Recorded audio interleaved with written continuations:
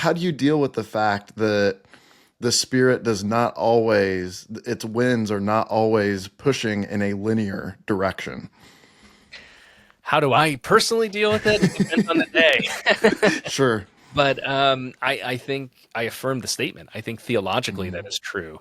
There was a great article in the I think it was the early '90s or maybe late '80s by the amazing theologian Sister Elizabeth Johnson, and she talks about how the Holy Spirit.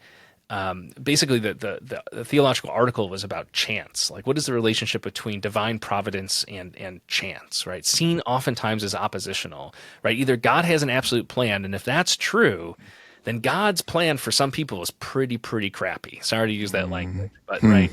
And so, theology, spirituality studies, practices, and spiritual traditions have made clear, I think, for a long time that reduction to a quote God's plan or a kind of strong providentialism can be really problematic. God does not desire the suffering of others. So when we see tragedy or violence happen, we can't say that it's God's plan. That's absurd, right? Yet on the other hand, we do believe that God is not absent from the world.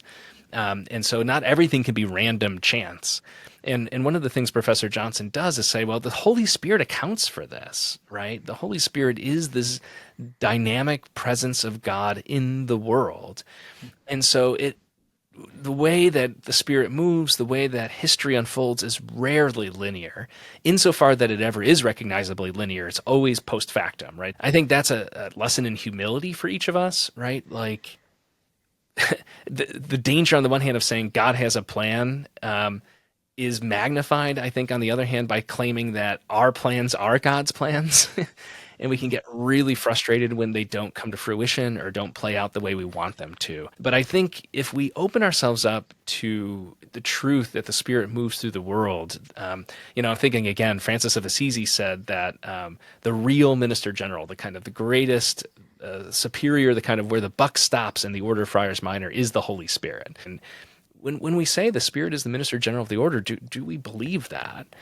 I wrote a number of short articles in my column some years ago about the Holy Spirit and how I really do believe that most Christians are functional Holy Spirit atheists. We forget about the Spirit. It's too uncomfortable to think about dynamism of the uncertain of what might be perceived as chance, right, as opposed to what you said, right, that linear sort of divine plan. So I don't know. There's something very liberating potentially about embracing that and recognizing God is present here too.